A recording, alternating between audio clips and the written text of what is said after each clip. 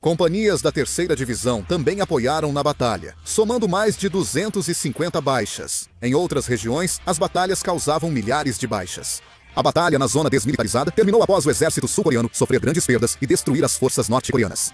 Agora era a hora de entrar no território principal da Coreia do Norte. Como o exército sul-coreano demorou na batalha da zona desmilitarizada, os danos à Coreia do Sul aumentaram. A Coreia do Sul queria encerrar a guerra logo, mas ela estava virando um conflito longo.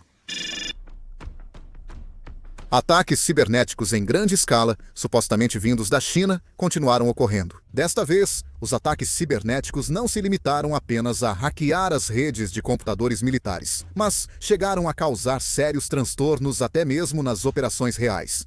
A China atacou os sistemas de computador da Coreia do Sul, inutilizando-os por meio de vírus de computador, como worms, ransomware, malware ou ataques de hackers. Ataques cibernéticos atingiram órgãos públicos, instalações privadas e infraestrutura. Como resultado, em algumas regiões, 20% da energia elétrica foi interrompida e inúmeros moradores tiveram que passar um dia inteiro sem eletricidade. Além disso, houve casos em que o sistema de computador de controle do nível da barragem de Paodang foi hackeado, fazendo com que o nível do rio Han subisse rapidamente. Nem mesmo o exército foi exceção. Por invasões internas, partes do ATC da Coreia foram hackeadas. Assim, alguns planos de operação foram totalmente entregues à Coreia do Norte e à China. Além disso, a China usou seu poderoso poder de guerra cibernética para monitorar em tempo real as rotas de movimentação das Forças Armadas sul-coreanas, preparando emboscadas.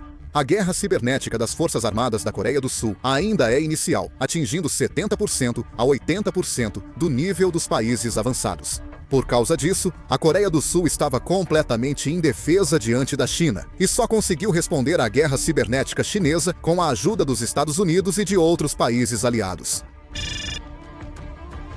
Este é Kaesong, caminho de Paju a Kaesong. A guerra entrava em nova fase. O primeiro corpo do exército sul-coreano avançava cuidadosamente para ocupar Kaesong, mas uma crise inesperada surgiu. Era um ataque cibernético. Os exércitos norte-coreano e chinês causaram confusão em parte do sistema de comunicações das forças sul-coreanas ao interferirem nos sinais de sistema de posicionamento global, dificultando a localização precisa entre as unidades. No PRD, a interferência nos sinais de sistema de posicionamento global era tão intensa que chegou a mostrar que a 9ª Divisão estava de repente em Pyongyang. Veículos de suprimento aliados foram localizados em tempo real e bombardeados. Por isso, as operações atrasadas quase foram adiadas novamente. Além disso, como mencionei antes, as forças nacionais estavam sofrendo ataques de emboscada esporádicos em vários lugares. O exército norte-coreano atacou por emboscada estradas e áreas elevadas usadas pelas forças nacionais. O exército norte-coreano quase sempre era destruído pelo poder de fogo nacional, mas isso ainda atrasava as operações. O comando da 1ª Divisão abaixava a cabeça, em clima tenso. As operações atrasavam além do previsto, e as baixas cresciam. A uma hora, a companhia da linha de frente sofreu emboscada do exército norte-coreano durante avanço. Na linha de frente, 2 soldados morreram. 6 ficaram feridos, mas eliminaram 27 norte-coreanos. Quanto mais nos aproximávamos do centro de Gaeseong, mais intensas eram as emboscadas. Ficamos tensos. O general Yang Hyok-jun, comandante da 1ª Divisão, levantou-se calmamente, respirou fundo e falou com voz tranquila, porém firme. O general Yang Hyok-jun, que era um cristão devoto, disse que estávamos atravessando um deserto e que Deus nos guiaria através do caos. Os oficiais do Estado-Maior pareceram surpresos por um momento, mas o general Yang Hyok-jun, com uma postura inabalável, ergueu sua bengala de comando e olhou para o mapa de operações. Se não conseguirmos localizar por causa da interferência no sistema de posicionamento global, teremos que lutar à moda antiga. Sob o comando do general Yang Hyok-jun, a bengala de comando reforçou a vigilância visual. Mobilizaram todos os drones para monitorar mudanças e checar defesas em Kaesong. Equipes de reconhecimento e atiradores se posicionaram para alvejar a cidade. Kaesong parecia uma fortaleza, com soldados norte-coreanos e companhia militar privada, chineses emboscados em todos os prédios e explosivos improvisados por toda parte. Também dava para ver a base de drones. Apesar de Kaesong não ter muitas tropas norte-coreanas, alguns soldados escondidos em prédios usavam táticas para atacar nossas forças com eficácia. O exército sul-coreano precisou entrar em cada sala e eliminar os inimigos individualmente, sofrendo grandes baixas. O combate urbano difere do campo aberto. Mesmo com superioridade, o exército sul-coreano inevitavelmente terá grandes perdas. Após dominar Kaesong com forte poder de fogo, enviamos a infantaria para tomar a cidade. Forças norte-coreanas e companhia militar privada chineses continuaram induzindo o combate urbano para aumentar as baixas do exército sul-coreano. O general Yang Hyok-jun citou a Bíblia dizendo para não termos medo. Mas, na verdade, todos só fingiam não ter medo numa situação dessas. O comandante da divisão, Yang Hyok-jun, também estava tomado pelo medo, mas tentava superar isso de alguma forma através da fé. Ao mesmo tempo, o comandante da divisão, Yang Hyok-jun, também foi pessoalmente ao campo de batalha para fazer briefings com os comandantes de pelotão, tentando assim afastar seu próprio medo e levantar o moral dos soldados. Graças a isso, pôde-se ver que o moral dos soldados aumentou um pouco. Nessa situação, em cada brigada, a companhia de inteligência e o batalhão de reconhecimento desempenham um papel importante. Formaram equipes especiais para atacar tropas norte-coreanas que emboscavam o exército sul-coreano. Atiradores de elite, inteligência e reconhecimento seguiram enviando da igreja de Kaesong informações sobre áreas da região a serem bombardeadas. A força de fogo da Força Aérea, Marinha e Artilharia foi toda para lá. Kaesong foi literalmente bombardeada intensamente. Os prédios chegaram a desabar. Com tantos destroços, os soldados norte-coreanos ganharam mais esconderijos. Fuzileiros navais da Coreia do Sul fizeram desembarque surpresa em Haejo, junto com o ataque do primeiro corpo do exército a Kaesong. Se atacassem a região de Haejo, a linha de frente do exército norte-coreano se dividiria em duas, enfraquecendo assim a defesa na área de Kaesong. A operação visava atacar o exército norte-coreano pela retaguarda na Batalha de Kaesong, dividir a linha de frente e facilitar o avanço do primeiro corpo de exército. No entanto, o problema era que, como os Estados Unidos estavam praticamente deixando esta guerra de lado, os fuzileiros navais da Coreia do Sul tiveram que realizar a operação de desembarque sozinhos. Por isso, houve resistência nos fuzileiros navais, que consideraram a operação arriscada. Os fuzileiros navais sul-coreanos não tinham capacidade para realizar uma grande operação de desembarque sozinhos. O plano operacional básico dos fuzileiros navais da Coreia do Sul previa realizar desembarques em conjunto com os fuzileiros navais dos Estados Unidos.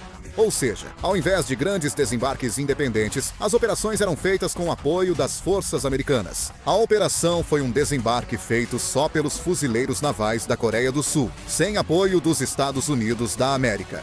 Com o avanço da tecnologia, eliminar embarcações de desembarque tornou-se muito mais fácil que antes. Hoje, exércitos norte-coreano e chinês têm mísseis antinávio modernos, capazes de causar grandes danos a forças de desembarque com poucos disparos. Companhia militar privada chinesas e exército norte-coreano são conhecidos pelo uso eficaz de drones suicidas. Eles provavelmente atacariam as embarcações de desembarque, e esse método era difícil de combater com defesas antiaéreas tradicionais.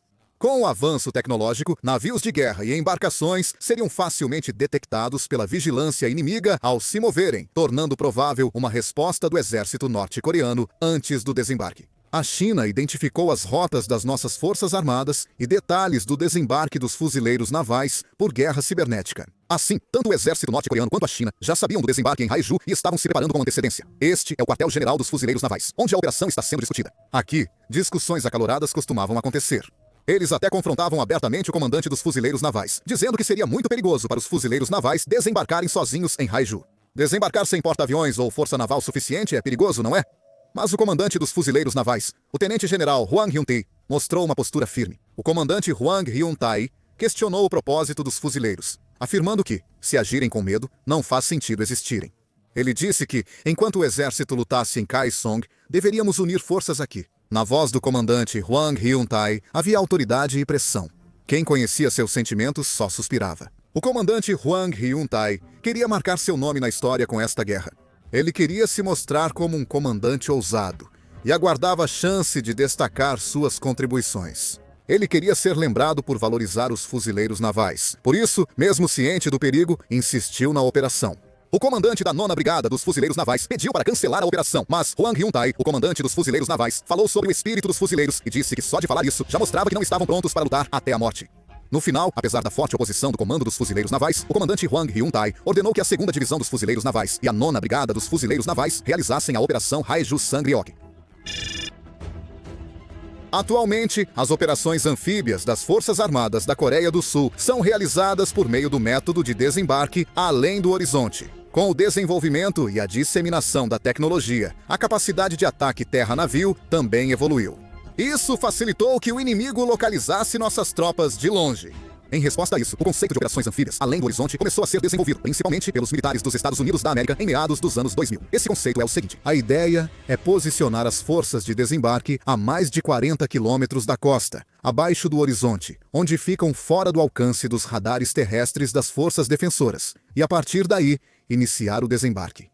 Com veículos de desembarque antigos que nem chegam à praia, a defesa se prepara facilmente. Por isso, são necessários muitos meios rápidos e caros, como V-20 e 2 helicópteros ou LCACs. Atualmente, as Forças Armadas da Coreia utilizam esse tipo de operação de desembarque, mas até isso já é considerado uma força obsoleta nos dias de hoje. Hoje em dia, operações de desembarque em grande escala quase não são mais realizadas. E a tendência mudou para valorizar operações de desembarque em pequena escala. Atualmente, os fuzileiros navais da Coreia do Sul ainda conduzem suas táticas e estratégias com ideias ultrapassadas. Para começar, a operação de desembarque em Haeju já estava errada desde o início. Eles foram detectados pela vigilância do exército norte-coreano e companhia militar privada chinesas. O desembarque em Haeju usou LCACs e embarcações, mas Coreia do Norte e China já estavam prontas com muitos mísseis antinavio e drones suicidas. Por isso, uma grande tragédia ocorreu no início. 1/3 das embarcações e veículos anfíbios dos fuzileiros navais foi afundado antes de chegar à costa. Fuzileiros desembarcaram com dificuldade, mas foram atacados por drones suicidas. A costa de Haeju parecia um inferno. Quando os fuzileiros desembarcaram, o exército norte-coreano abriu fogo com artilharia, enquanto a companhia militar privada chinesa realizou ataques suicidas com drones. A Coreia do Norte usou o míssil Gyeongseong-3 para atacar navios sul-coreanos com mísseis antinávio. Alguns fuzileiros conseguiram desembarcar, mas a resistência na praia foi tão forte que avançar ficou quase impossível. Os fuzileiros navais precisavam avançar após o desembarque, mas as defesas inimigas eram mais fortes que o esperado. Gritos e gemidos ecoavam por toda parte. Muitos soldados se afogaram, mas o comandante Hwang Yong-tae não ordenou a retirada facilmente. Ele resistiu para marcar seu nome na história, mas isso só aumentou as perdas dos fuzileiros navais. Após pressão do Estado-Maior do Vale, a ordem de recuo saiu 3 horas após o início, e os fuzileiros navais se retiraram com grandes perdas, sem reação. 357 mortos e desaparecidos, 814 feridos e 6 embarcações afundadas, além de grandes perdas de veículos e equipamentos. A operação de desembarque de Haeju ficou registrada como uma das derrotas mais devastadoras da história dos fuzileiros navais da Coreia do Sul. O fracasso dessa operação fez com que o eixo do campo de batalha se inclinasse levemente a favor da Coreia do Norte. Foi uma derrota total. Este é o novo campo de treinamento Gangue. Se há algo diferente deste campo de treinamento em relação aos outros, é que aqui os instrutores não são norte-coreanos, mas sim instrutores russos que treinam diretamente. Aprendemos táticas, estratégias e métodos de combate da guerra na Ucrânia. A Nova Coreia monitora secretamente a área, identificando localização, tamanho e outros detalhes. Assim, o mundo soube que a Rússia também está envolvida na guerra. A República da Coreia condenou a Rússia e apresentou provas coletadas pelo Serviço Nacional de Inteligência e pelo comando do governo para denunciá-la. Eles divulgaram dados sobre a Rússia treinando o exército norte-coreano e fornecendo armas, equipamentos e munições. A Rússia disse que eram notícias falsas, mas as provas eram verdadeiras e claras. Por causa disso, a comunidade internacional condenou fortemente a Rússia. Claro, essa comunidade internacional era principalmente composta pelo Ocidente, mas foi uma oportunidade para o Ocidente condenar fortemente a Rússia e a China e começar a apoiar a Coreia do Sul aos poucos. A Coreia do Sul, após receber informações de Sae Joseon, destruiu o campo de treinamento de Gangue com um míssil Hyunmoo. Isso só aconteceu porque Sae Joseon enviou coordenadas detalhadas. O campo de Gangue foi atingido 48 horas após o envio das informações.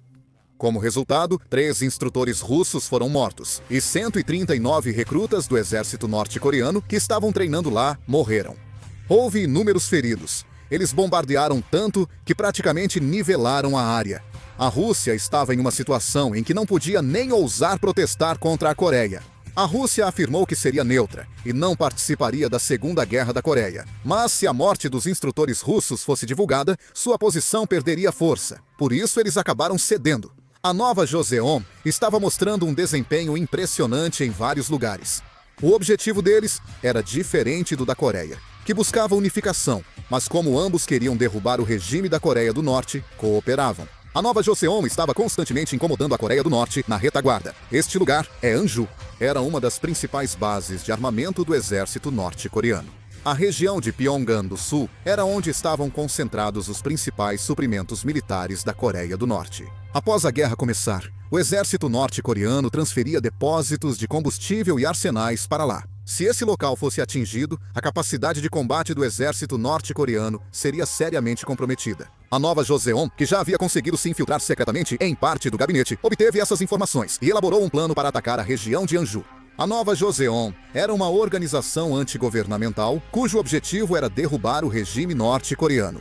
Eles também não tinham uma aliança oficial com a Coreia do Sul. Era um grupo cujo objetivo era assumir o novo governo da Coreia do Norte. Claro, era uma organização que buscava a democracia. Como queriam derrubar o regime norte-coreano, colaboravam informalmente com a Coreia do Sul. O alvo agora era o depósito de combustível do exército norte-coreano. A nova Joseon montou uma equipe que furou a vigilância do exército norte-coreano e se infiltrou. Eles aproveitaram o momento em que os turnos dos guardas se sobrepunham para passar pelo posto de controle e se moveram rapidamente com pistolas equipadas com silenciadores. Eles agiram profissionalmente, eliminando os guardas do posto com 2 tiros de pistola. Integrantes da nova Joseon instalaram explosivos C4, fornecidos pelas Forças Armadas, na parede externa do depósito de combustível. Já conheciam a estrutura e planejavam incendiar todo o depósito de combustível com uma explosão. A nova Joseon recuou rápido e o C4 explodiu logo depois. Os membros da nova Joseon recuaram rapidamente e os soldados norte-coreanos só podiam se esforçar para apagar o incêndio no depósito de combustível. Destruímos totalmente um depósito de combustível do exército norte-coreano em Anju, afetando o abastecimento dos soldados norte-coreanos e da companhia militar privada chinesa. A nova Joseon também colaborou com as forças especiais da Coreia do Sul. Após a destruição do depósito de combustível, membros da Unidade 707 e agentes da Unidade de Demolição Subaquática infiltraram-se na retaguarda do exército norte-coreano. Lá colaboravam com a nova Joseon para atacar a retaguarda da Coreia do Norte. Este posto em Anju é comando do exército norte-coreano, onde eliminaram um comandante e 35 soldados. A nova Joseon também provocava o exército norte-coreano por rádio, enquanto sabotagens e assassinatos seguiam na retaguarda da Coreia do Norte. A nova Joseon atacou 32 vezes as principais instalações da Coreia do Norte recentemente. É muito, não acha? A nova Joseon destruía bases militares da Coreia do Norte, eliminava oficiais e se preparava para derrubar o regime. Como informações ainda eram passadas entre as Coreias, a nova Joseon virou ameaça que precisava ser eliminada a qualquer custo. O Serviço de Segurança do Estado da Coreia do Norte lidera a operação. Apesar de muitos altos funcionários do Serviço de Segurança do Estado terem morrido devido aos ataques de mísseis durante as operações contínuas de assassinato da liderança sul-coreana, o Serviço de Segurança do Estado ainda conseguia manter sua organização. O Serviço de Segurança do Estado, que é a polícia secreta da Coreia do Norte e responsável pelas purgas políticas, estava adotando medidas rigorosas para evitar o colapso do regime após a morte de Kim Yo-jong. Os agentes do Serviço de Segurança do Estado faziam briefings operacionais em bunkers subterrâneos e ordenaram que todas as atividades rebeldes que estavam ocorrendo em várias partes da Coreia do Norte fossem completamente reprimidas.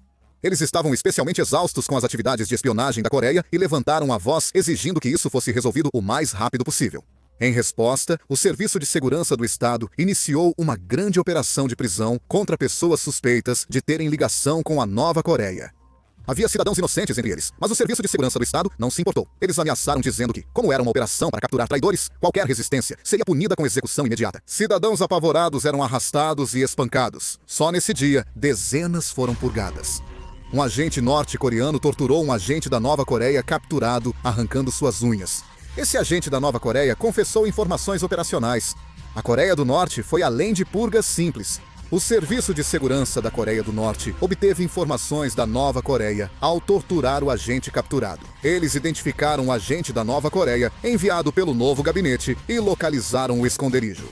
Os agentes da Nova Coreia, capturados como prisioneiros, foram submetidos a torturas brutais. A Nova Coreia enfrentou uma crise, pois os agentes logo confessariam. Assim, precisaram cancelar o projeto em andamento.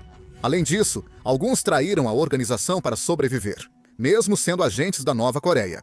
Assim, a organização sofreu tantos danos que não pôde realizar atividades ativas por um tempo. Por causa disso, a Nova Coreia chegou a pedir apoio de emergência ao Comando de Operações Especiais da Coreia do Sul. Este é o centro de treinamento de Nonsan. Com a guerra, muitos recrutas chegaram após o estado de mobilização total ser declarado. Homens maiores de 18 anos não alistados foram obrigados a se alistar.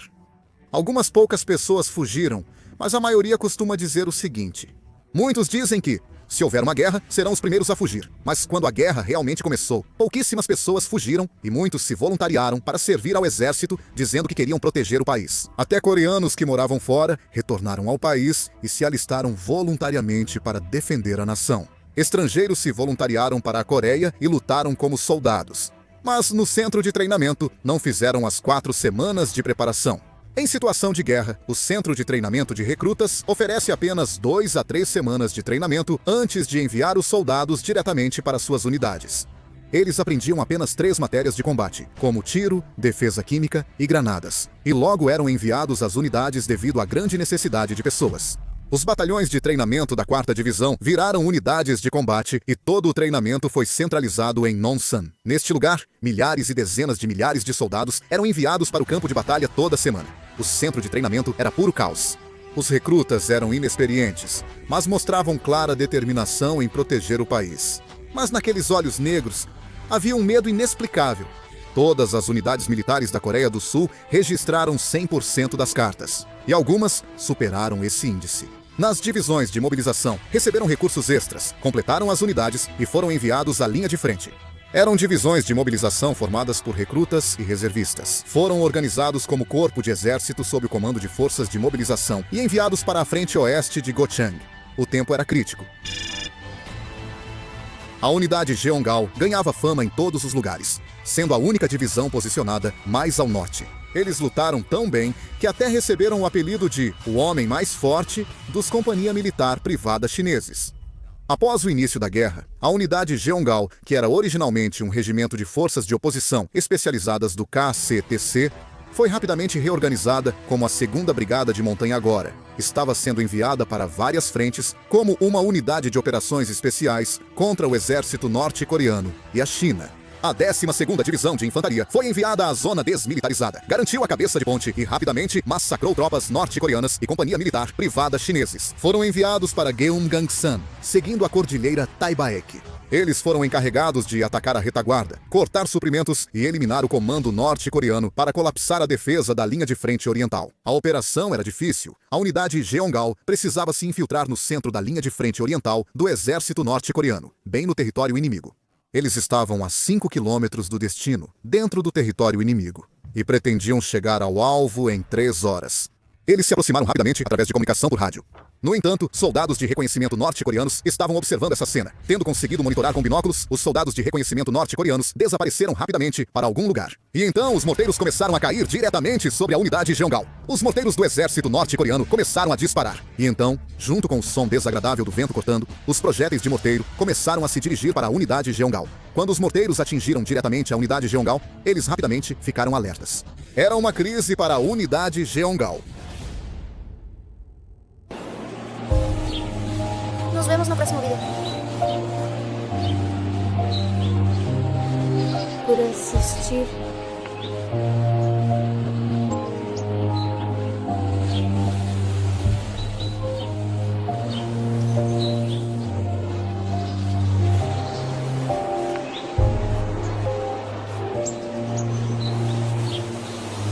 Obrigada por se inscrever e curtir. Nos vemos no vídeo.